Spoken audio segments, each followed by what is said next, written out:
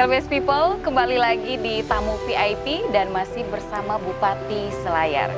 Bapak, saya lanjut nih perbincangan kita. Tadi Bapak menyebutkan sektor unggulan Selayar ini pariwisata, kemudian perikanan. Nah, untuk sektor perikanan yang menjadi program utamanya Bapak itu apa? Iya, kita sementara menyusun rencana untuk menjadikan Selayar ini sebagai kawasan industri perikanan terpadu, ya.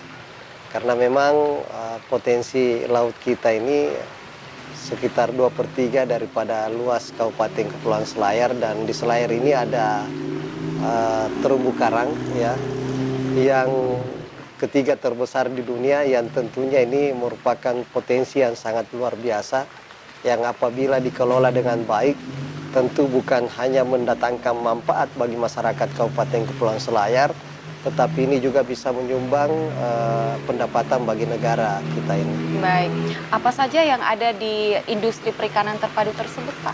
Jadi nanti itu lengkap, ya. Kalau ada itu kawasan industri perikanan terpadu itu akan lengkap di situ fasilitas.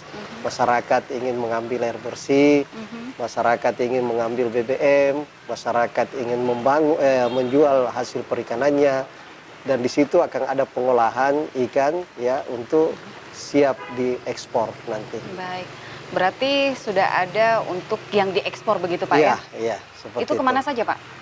Ya, nanti itu planning bisnisnya rencananya ada untuk dikonsumsi untuk orang Indonesia dan ada juga akan dikirim ke luar negeri.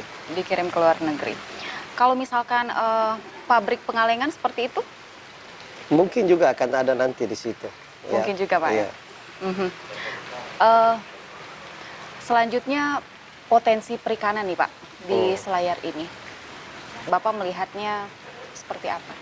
Ya, ini sangat banyak, sangat luar biasa, dan saya kira yang paling penting daripada potensi perikanan itu adalah bagaimana pelestarian, ya, sumber-sumber perikanan itu ke depan.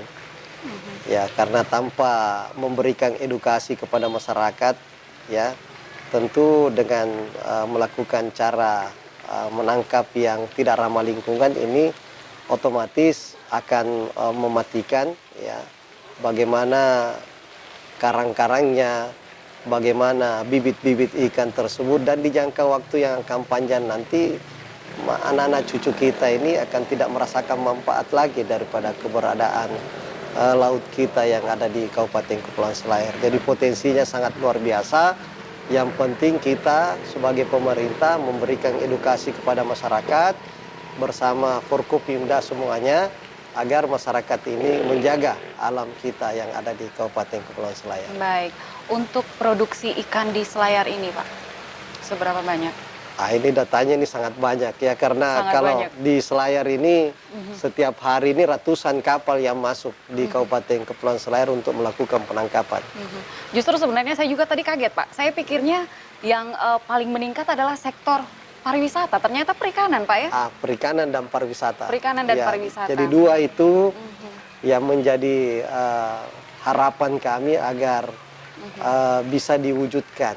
Ya, sektor pariwisatanya, ya, kita berupaya untuk menjadi salah satu kawasan ekonomi khusus di sektor pariwisata.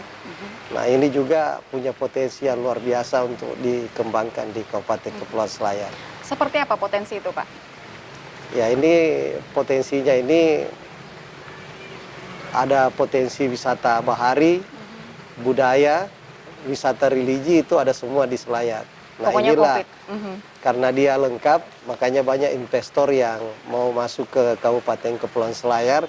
Dan yang paling penting juga saya lihat di sini adalah posisi strategis Kabupaten Kepulauan Selayar yang berada pas di tengah-tengah daripada Negara Kesatuan Republik Indonesia ini, sehingga dengan posisi strategis itu maka sangat mudah orang datang ke Kabupaten Kepulauan Selayar. Apalagi di sektor perhubungan kita ini sudah sangat baik, ada bandara yang setiap saat itu, setiap hari itu ada 2 kali penerbangan, pagi dan sore, dan kita juga sementara berupaya ini melakukan komunikasi dengan pihak pemerintah provinsi agar mendapatkan bantuan hibah dalam rangka agar ada subsidi penerbangan pesawat dari Selayar ke Bali dan Selayar ke Wakatobi. Baik, dengan potensi itu dan untuk kedepannya, target pariwisata Selayar seperti apa, Pak? Ya, kalau kita melihat potensi dan rencana investasi yang masuk ke Kabupaten Kepulauan Selayar, maka target kita itu kunjungan ke Kabupaten Kepulauan Selayar 2 tahun ke depan, kita berharap ada 100 sampai 200 ribu wisatawan yang datang ke Kabupaten Kepulauan Selayar. Pertanyaan saya nih, Pak. Bapak ini berada di wilayah kepulauan, Iya. pariwisatanya luar biasa. Iya. Bapak kalau weekend kemana biasanya, Pak? Iya, kalau weekend biasanya saya cuma berolahraga. Olahraga. Biasanya kita naik trail, ya, Naik trail. adventure trail mengelilingi tempat-tempat wisata tersebut Oke. bersama rombongan. Pak, saya kemarin sempat jalan-jalan di wilayah Bapak dan bertemu dengan masyarakat Bapak. Sedikit Iya. ngobrol begitu. Iya. Mereka mengatakan bahwa di kepemimpinan Bapak, perkembangan pembangunan di Selayar ini sangat baik. Iya. Pertanyaan terakhir saya nih, Pak. Kalau misalkan masyarakat masih menginginkan Bapak menjabat di periode selanjutnya, seperti apa, Pak? Iya, tentu ini merupakan sebuah kesyukuran tersendiri bagi saya sebagai Bupati di Kabupaten Kepulauan Selayar. Masyarakat mengapresiasi apa yang kita lakukan yang sebenarnya ini sudah merupakan tugas dan tanggung jawab kita.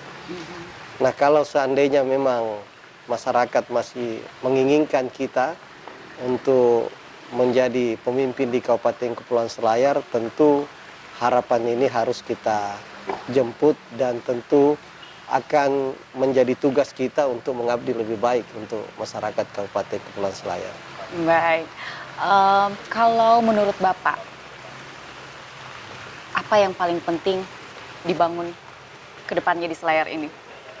Ya, yang paling penting tentu bagaimana fondasi daripada pembangunan itu, bagaimana mental spiritual daripada masyarakat. Itu dulu, itu yang paling penting. Kalau itunya baik, maka saya kira semua akan baik.